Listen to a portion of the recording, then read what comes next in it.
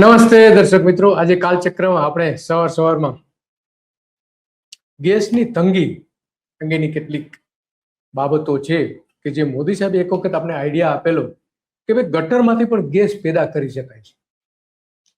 તો એની વાત કરવી છે કે ગટરમાંથી ચા બનાવવાનો આઈડિયા તો આપેલો નરેન્દ્ર મોદી સાહેબે, આપણા માનનીય વડાપ્રધાન છે, પરંતુ એનો અમલ કેટલો થયો, ક્યાં થયો, કઈ રીતે થયો? તો આજે ગેસની તંગી કેમ છે? ગટરમાંથી જો ગેસ બનતો હોય તો આજે તંગી કેમ છે? ગુજરાતમાં મ્યુનિસિપાલિટી અને મ્યુનિસિપલ કોર્પોરેશન્સમાં એટલા બધા ગેસ પ્લાન્ટ બનાવવામાં આવ્યા છે, કચરામાંથી ખાતર બનાવીને એમાંથી ગેસ બનાવવાના પ્લાન્ટ બનાવ્યા છે. કેટલા ચાલે છે? પૈસાનું રોકાણ કરી દીધું, વળતર કઈ નથી મળતું. તો આ મોદી સાહેબના જે આઈડિયા હતા એ પેલા આપણે સાંભળી લઈ કે મોદી સાહેબનું જે ગેસનું કેવી એમની રમત હતી, ગેસની કેવી રમત હતી ને લોકોને કેવા સરસ રીતે બનાવ્યા હતા. અને સામે બહુ ભણેલા ગણેલા લોકો બેઠા હતા, ઇન્ટેલેક્ચ્યુઅલ લોકો હતા અને એની સમક્ષ એ વાત કરી રહ્યા હતા. અને એટલા માટે આજે મોદી સાહેબના ગટરના ગેસથી ચા તો ન બની, પણ હોટેલો અને રેસ્ટોરન્ટ, ચાની લારીઓ બંધ થવા લાગી છે. ગેસની તંગીથી ગુજરાતના ઉદ્યોગો પણ બંધ થવા લાગ્યા છે. એની વાત આજે આપણે કરવી છે. કારણ કે પેલા આપણે મોદી સાહેબને સાંભળી લઈ. એમનું નિવેદન શું હતું? એમને ભાજપની યુટ્યુબ ચેનલ છે એના ઉપર મૂકેલું હતું આખું ભાષણ. એ જોઈએ આપણે. नाले के पास कोई चाय का ठेला लेकर के खड़ा रहता था, चाय बना करके बेचता था. अब कोई चाय बनाने की बात आती है तो मेरा ध्यान जरा जल्दी जाता है.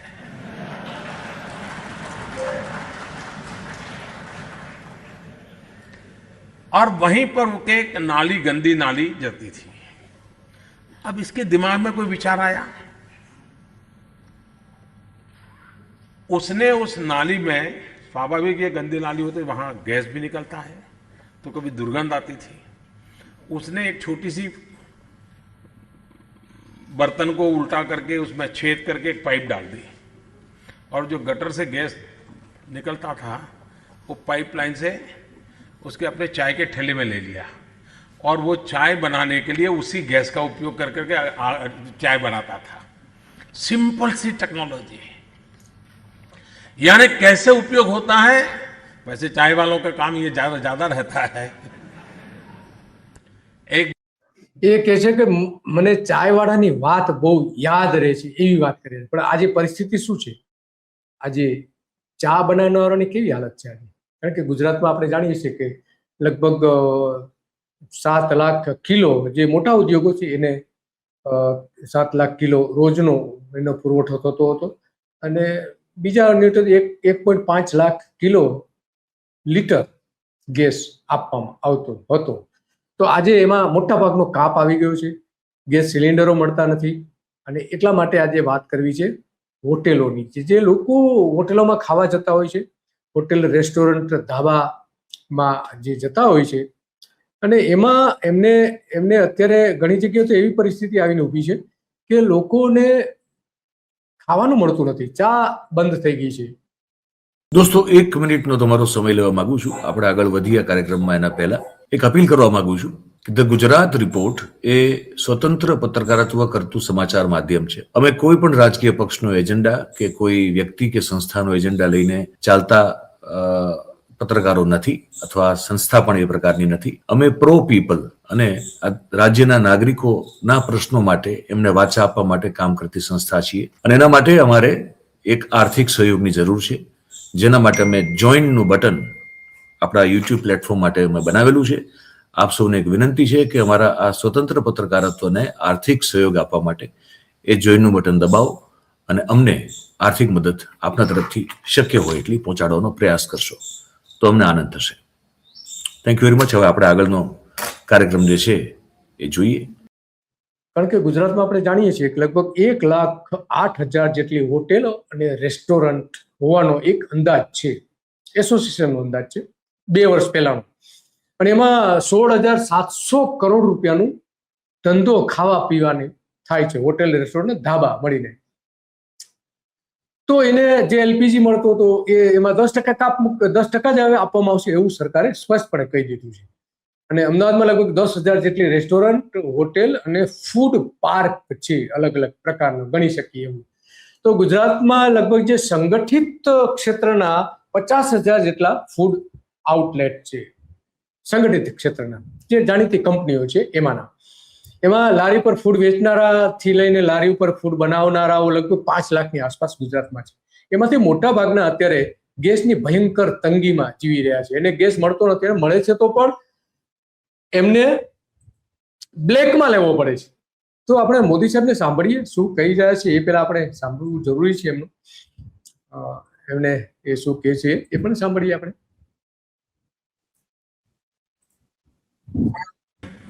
जब गुजरात में था तो मैंने देखा कि हमारा कॉन्वॉय जा रहा था और आगे एक स्कूटर पे बड़ा जो ट्रैक्टर का ट्यूब होता है वो पूरा अंदर भरा हुआ एयर वो लेकर के जा रहा था. आप कल्पना कर सकते हैं स्कूटर पे इतना बड़ा ट्रैक्टर का ट्यूब कोई लेके जा रहा है तो पीछे आने वाले व्हीकल को डर लगता है कहीं टकरा न जाए. वगैरह यार रोकिए उसको. तो हमने गाड़ी रोकी और किसान उस स्कूटर वाले को पूछा भाई क्या है ये, तुम क्या कर रहे हो, कहीं गिर जाओगे, चोट लग जाएगी, मर जाओगे. એક પરફેક્ટ ઘરનું સપનું એને સાકાર કરશે કોણ? Shrinathji group of companies. 10 વર્ષ પહેલા Dakshesh Shah started his journey એક સિમ્પલ ડ્રીમથી.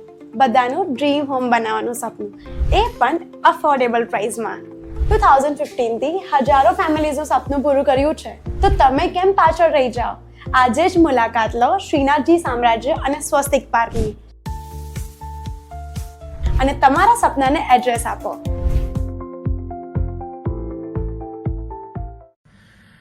नहीं बोले खेत जाना है.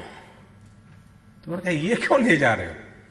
तो बोले मेरे घर में जो घर के किचन का कूड़ा कचरा निकलता है वो, और मेरे पास 2 पशु हैं उसका जो गोबर निकलता है, तो मैंने अपने घर में ही एक छोटा सा गैस का प्लांट बनाया हुआ है.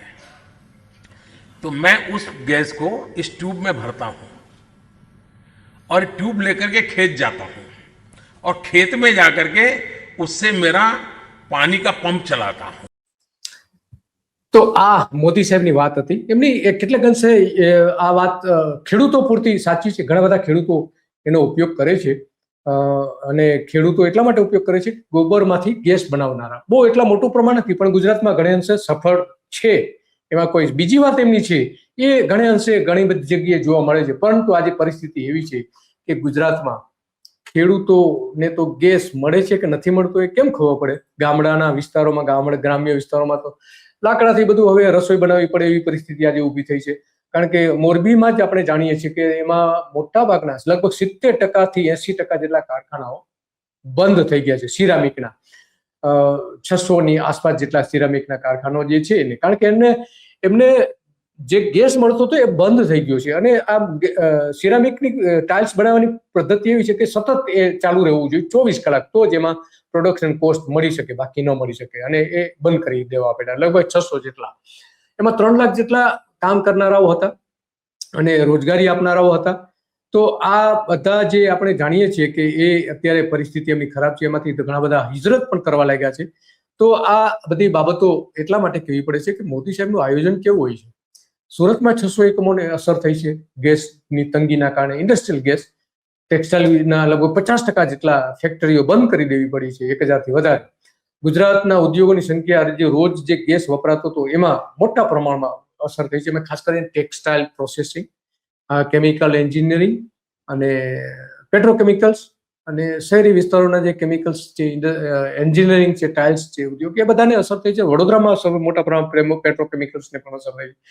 આ બધાના કારણે પ્લાસ્ટિકના ઉત્પાદકો જે પેટ્રોલિયમમાંથી જે અલગ અલગ બાય પ્રોડક્ટ જે બનતી હોય છે એમાંથી 30 થી 50% સુધીનો ભાવ વધારો કરી દેવામાં આવ્યો છે. ફર્ટિલાઇઝર ડેપો થી લઈને ડેરીમાં પણ ગેસ અમુક બંધ કરી દેવાયો છે. એના કારણે એને ઉત્પાદન દૂધનો જે પાવડર બનાવતા હતા એ અટકાવી દેવો પડ્યો છે. ઘણી બધી ડેરી, ઉત્તર ગુજરાતની 2 ડેરીએ આવું કરવું પડ્યું છે. તો આ આજે પરિસ્થિતિ આવી છે અને એટલા માટે આજે આપણે ચર્ચા કરવી પડે છે. મોદી સાહેબ જે કહે છે એ બધું બરાબર છે, પણ એનો અમલ શક્ય નથી. આજે ચા વાળાઓ જે છે એ ધીમે ધીમે બેકાર થઈ રહ્યા છે. ઘણી બધી ચાની લારીઓ જે છે એ બંધ કરી દેવી પડી છે, ચાની દુકાનો બંધ કરી દેવી પડી છે, અને જે ચાલે છે એને બ્લેકમાં લઈ આવવું પડે છે. તો આજે આ વાત આપણે કરવી હતી. કાલચક્રમાં કે મોદી સાહેબે જે કહ્યું હતું એ પ્રમાણે અત્યારે થતું નથી. ક્યાંય કોઈ ગટરમાંથી ગેસ બનાવતું નથી. જે કચરામાંથી ગેસ બનાવવો જોઈતો હતો એ પણ બનતો નથી. પરંતુ ખેડૂતો કંઈક અંશે કામ કરી રહ્યા છે, એ એક સારી બાબત છે. બસ આજે આટલું, અને આવી જ બાબતો ઉપર આપણે ચર્ચા કરતા રહીશું. નમસ્તે.